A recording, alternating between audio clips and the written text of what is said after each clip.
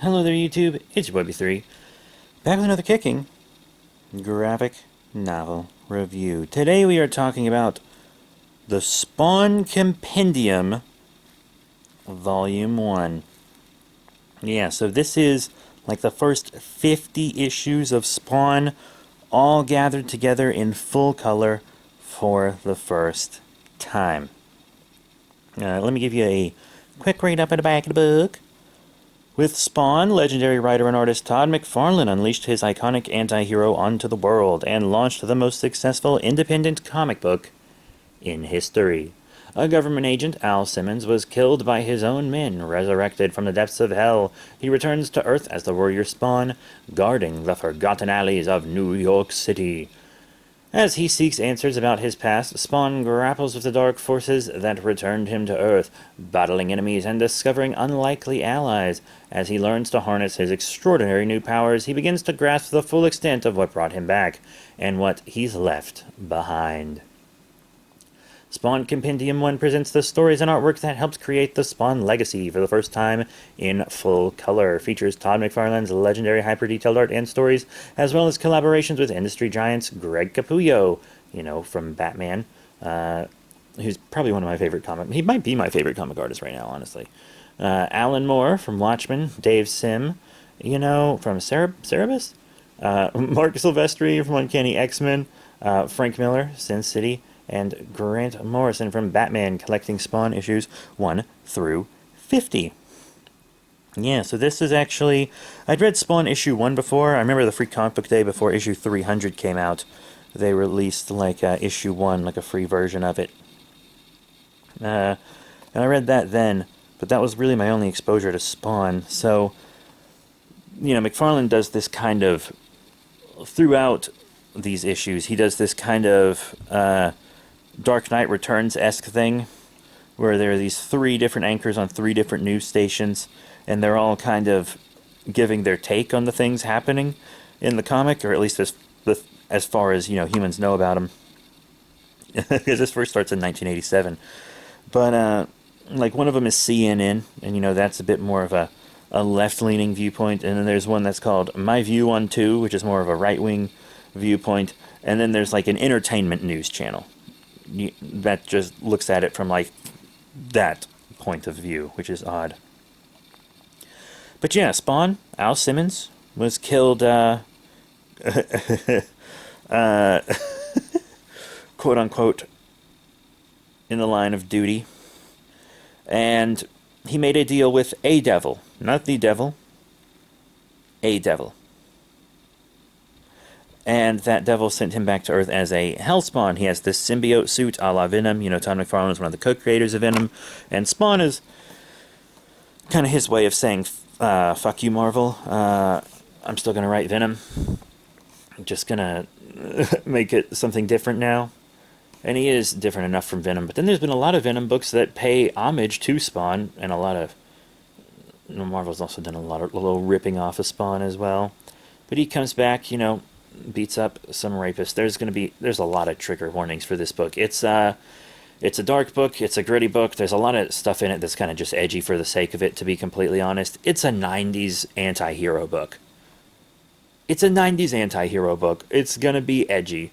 And the art and Spawn's design, it just screams 90s. Absolutely screams 90s. You can't get any more 90s. And, he made his deal with this devil so he could come back and see his wife again, but the devil made it so he looks like a corpse. And the devil also messed with his memory, so he doesn't even remember why he's back. And there are these 2 detectives investigating all this stuff, and there's Violator, the clown that can turn into a demon. You got Malboja, who's pulling all these strings. I think I'm pronouncing that correctly. That's the name of the devil that gave him his powers. And the Violator is his first real enemy and stuff. But Spawn's powers are incredible.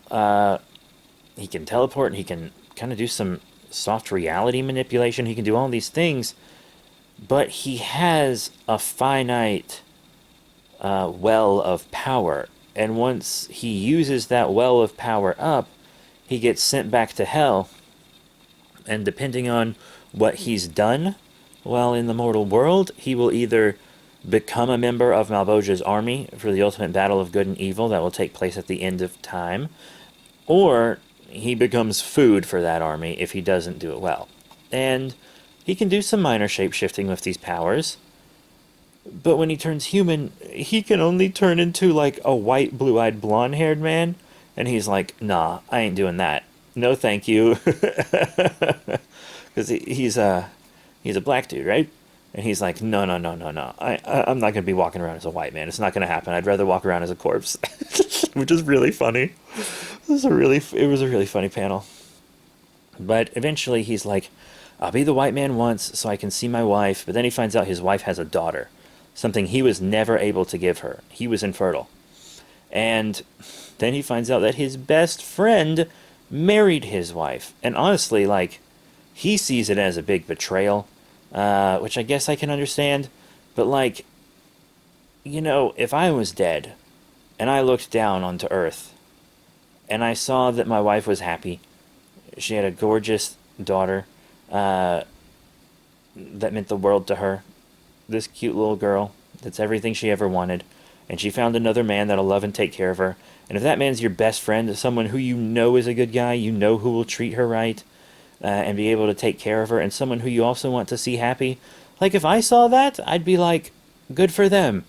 You know? That would warm my little heart. And yeah, I'd still be a little sad that I couldn't be with her and whatnot, but it would warm my tiny little boyish heart. But yeah, so then Spawn just starts kicking some ass. Fights Violator. Violator rips his heart out, but he survives.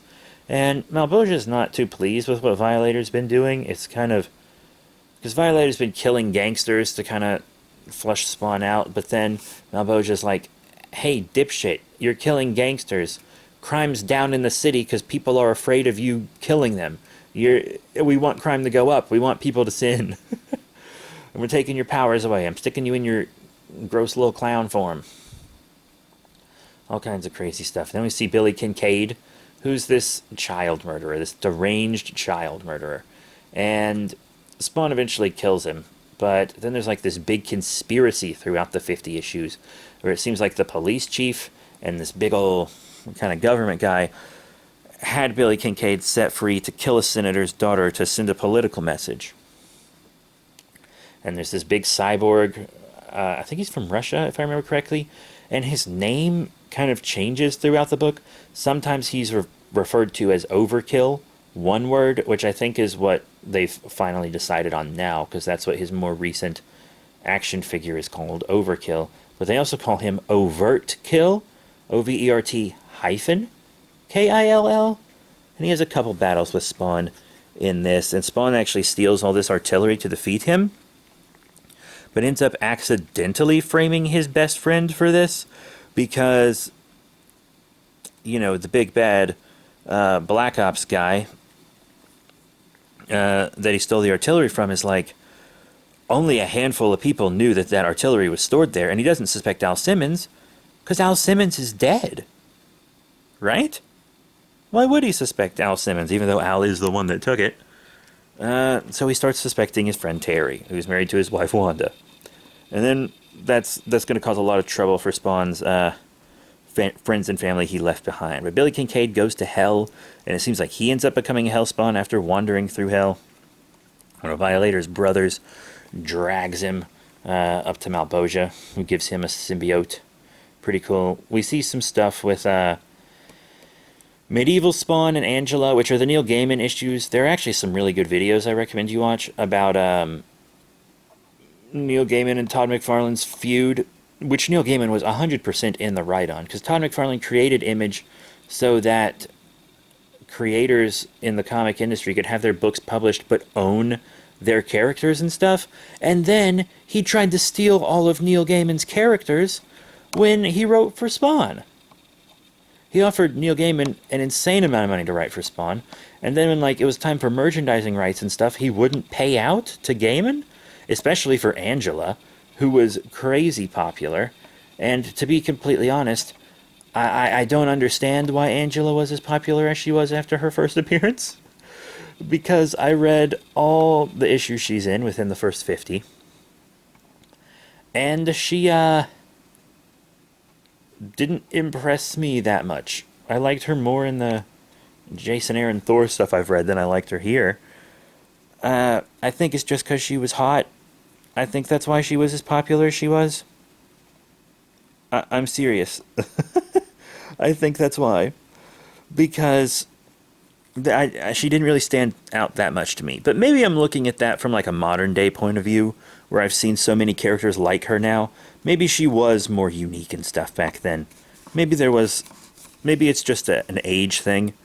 These specific issues have maybe just not aged as well. I don't know. But yeah, I'm glad Neil Gaiman successfully was able to take McFarlane to point. McFarlane, you big old hypocrite. You big old hypocrite. Trying to do the same thing Marvel and DC do to people. God damn you. Still, though, I like Image a lot, though, still. But yeah, Spawn has... There's this one issue where, like, Spawn has this crazy, like, dream where he's seeing, like, all these comic creators who have basically been bound and gagged, and they have to listen to their creations wail. And, like, he can't actually show all these corporate comic characters, but we see them, like, behind this jail cell, and all their arms are sticking out. And you can, like, recognize a lot of the arms. Like, one's clearly a Doc Ock tentacle. You can see a Joker, and the Thing, and the Flash, Juggernaut, you know, Venom, Shazam, who I guess was Captain Marvel at this time, Batman, Hulk, Wonder Woman. They're very recognizable, even though they aren't fully shown and whatnot. And then he, like, talks to Superman. It was actually a really good issue. I'm not gonna, it was an incredible issue. But very weird. Oh, and then this little aardvark shows up. Has a little crossover with an aardvark. Very fun. It was a really good issue. I really liked it. It was Cerebus, trademark and copyright Dave Sim, by the way. And then we had the Frank Miller written issues after that. You know, Frank Miller, really hit or miss to me a lot of the time. And they were like these gangs, and one was like nerds and jocks or something insane. I don't know. And they had all this crazy high-tech weaponry, and there's this gang war, and everyone keeps bringing their conflicts to Spawn's alley. He, like, lives with these homeless people in this alley, and he's kind of become, like, the protector of the homeless. Which is pretty insane. And then Wynn, turns out, is the guy that got Spawn killed. Yeah, so Spawn kept seeing this church in his memory, but it was actually like a symbol. It meant chapel, because chapel was a Rob Liefeld character from Young Bloods, which is in continuity with Spawn, was ordered to kill Al Simmons by Wynn, and he did. And then there were... It was only 2 pages in this comic, but they were so incredible. So, Wanda's, I think, grandmother is blind, and she and Al didn't always get along when he was alive. Because Al was atheist, she was Christian, and that wasn't entirely why they didn't get along, but, you know, it didn't help.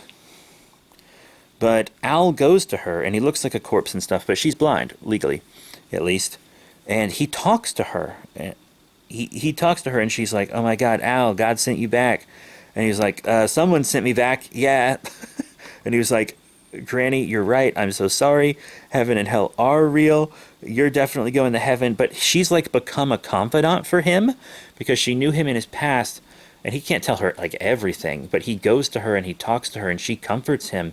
And it was just 2 pages in this book, and he does go back in the future, and it seems like there are many times where he goes and we don't get to see it as the reader. But these 2 pages were just by themselves are some of my favorite comic pages of all time. I really loved it. You know? It was really, really good. God, and, you know, I don't want to cover just every single tiny little thing that happens. You know, there's Spawn's fight with Angela, and there's a Violator miniseries and an Angela miniseries that happen, and then there's fallout from those in here. Like, Violator, like, kills his brothers and stuff in his series, I think. And in the Violator series, Spawn gives him his powers back, or something insane. I was like, why would you do that, Spawn? I don't know why you would do that, man. I really don't. We get to see more of medieval Spawn. We get to see him fight Violator.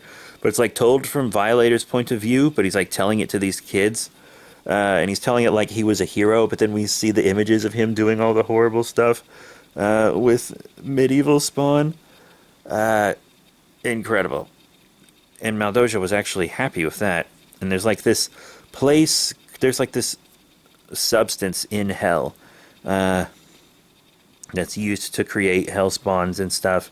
And Jason Wynn makes this place with it from Al Simmons' memories. And it's like a hell version of his memories that he has to fight in. Which was pretty cool.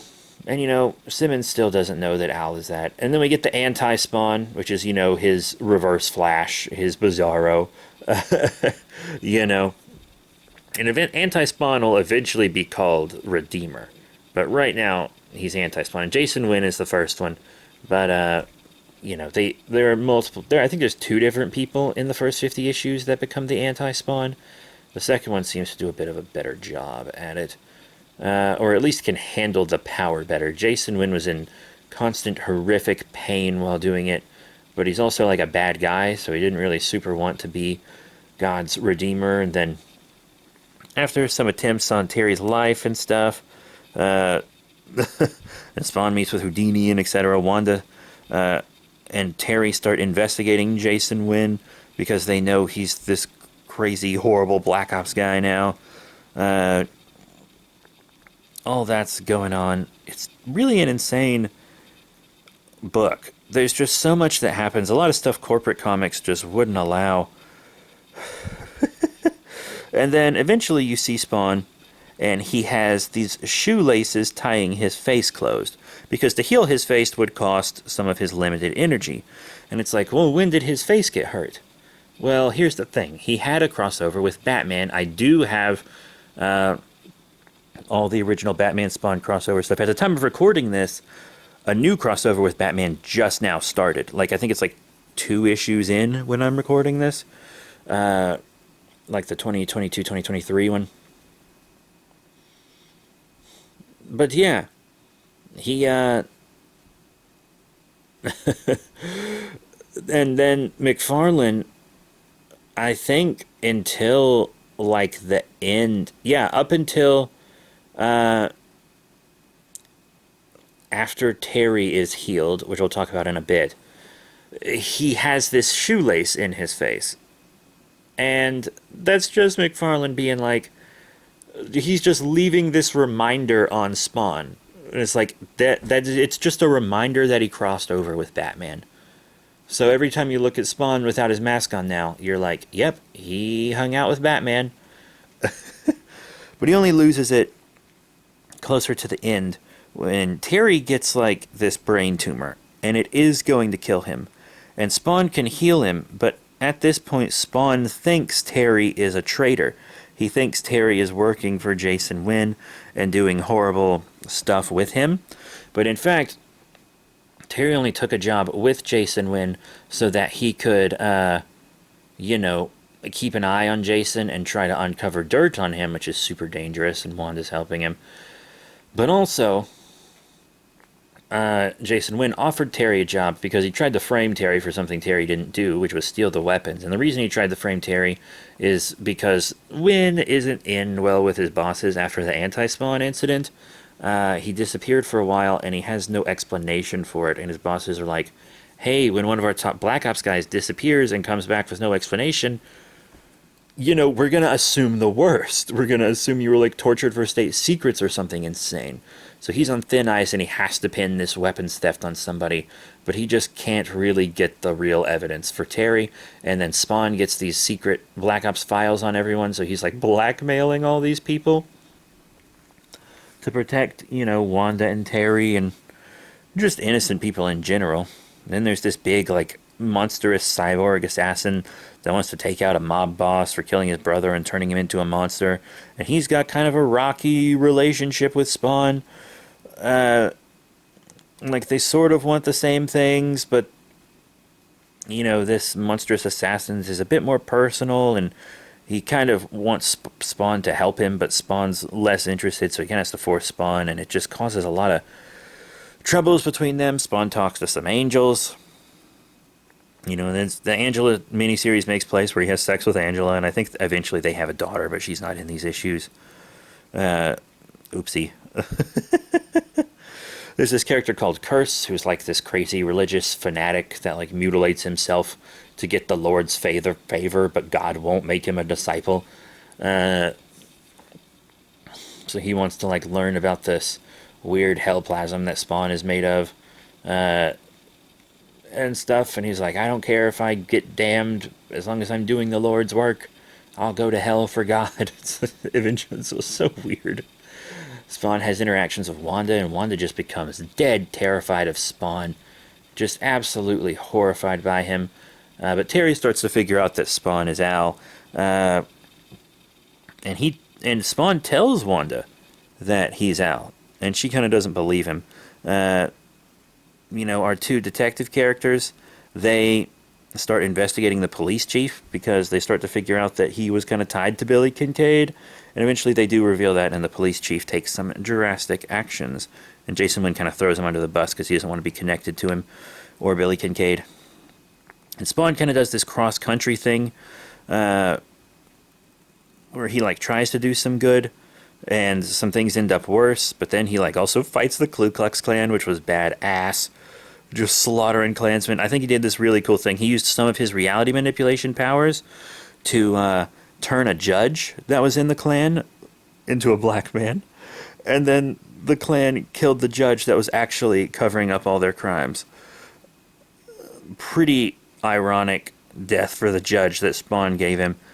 And Spawn's like,